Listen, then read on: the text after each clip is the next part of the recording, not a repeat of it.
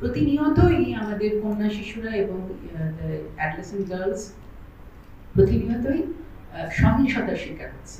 মেয়েরা সচেতন হলেই হবে না, তার পরিবারকে সচেতন হতে হবে, কমিউনিটিকে সচেতন হতে হবে শিশুদেরকে নিয়ে, because the project is about that.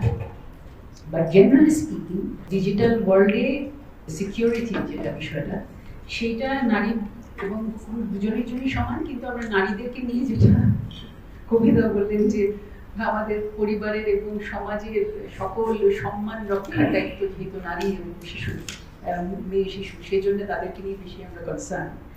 এখন এইটার এখান থেকে মানে প্রতিনিয়তই আমাদের কন্যা শিশুরা এবং অ্যাডোলেসেন্ট গার্লস প্রতিনিয়তই সহিংসতার শিকার হচ্ছে। এটা নিয়ে প্রচুর গবেষণা হয়েছে, আমরা ইউএন উইমেন থেকেও গবেষণা করা হয়েছে রিজিওনাল লেভেলে, কান্ট্রি লেভেলে, এবং সেখানে দেখেছি যে প্রতিনিয়ত সহিংসতা হচ্ছে এবং বাড়ছে এটা। এবং এখান থেকে মেয়েরা নিজেদেরকে রক্ষা করবার জন্যে আসলে কিন্তু আমাদের দেশে ডিজিটাল আইন আছে, কিন্তু যে কোনো আইনের মধ্যেই সেটার প্রয়োগ খুব একটা আমরা দেখি না।